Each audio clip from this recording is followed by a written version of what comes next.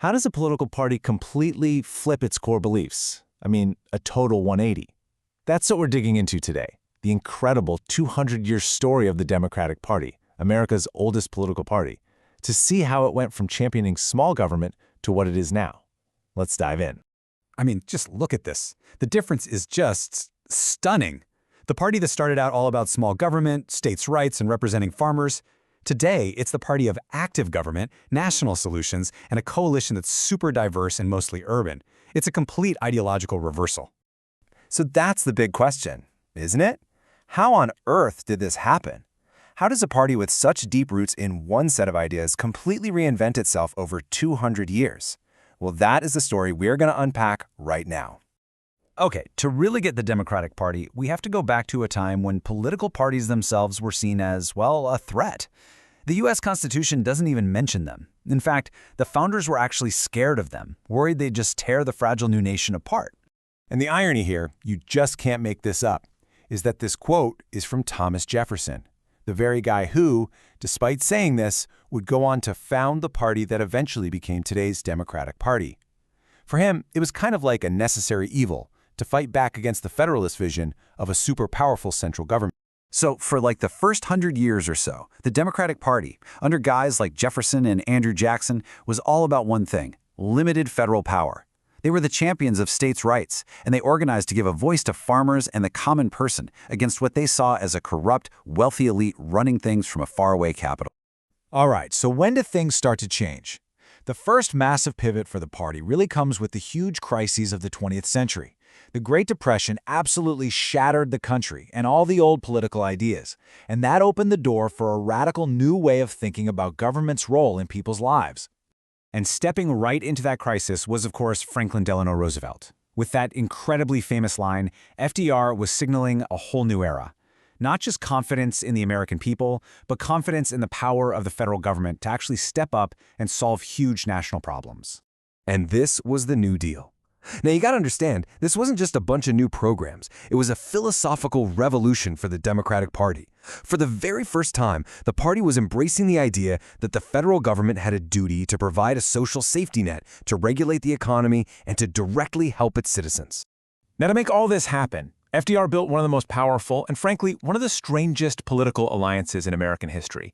It pulled together groups that had almost nothing in common. You had white Southerners who still clung to states' rights, right alongside Northern blue-collar workers and racial minorities.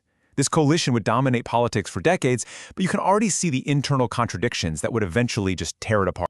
And here's why this era is so critical. The New Deal didn't just change the Democratic Party, it fundamentally set the terms of the political debate we're still having today.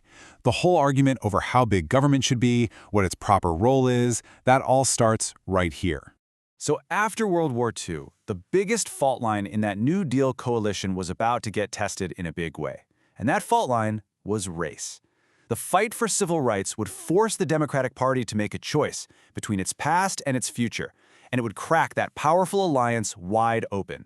The first major crack really appears in 1948. President Truman and the National Party adopt a platform that actually supports civil rights. And what happens? Southern Democrats just walk out. They form their own Dixiecrat party to run a candidate who was explicitly defending segregation.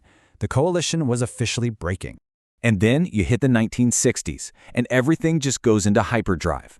President Lyndon Johnson, a Southerner himself, pushes through his Great Society programs and the historic Voting Rights Act. But you combine that with deep, bitter divisions over the Vietnam War, and you get a perfect storm that just explodes with violent protests at the 1968 Democratic Convention. The real human stakes of this whole struggle were just laid bare in moments like the testimony from activist Fannie Lou Hamer at the '64 convention. Her powerful challenge to the party's all-white Mississippi delegation, it was a moral reckoning that the party just couldn't ignore anymore.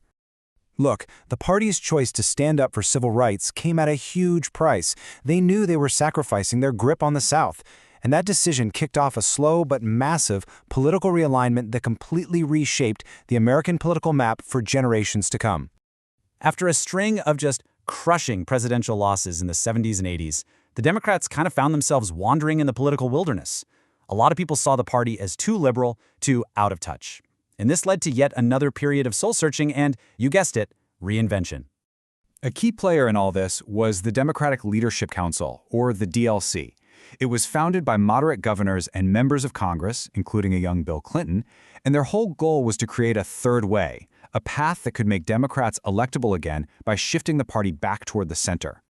And this quote from President Bill Clinton, wow, it perfectly captured that whole new Democrat philosophy.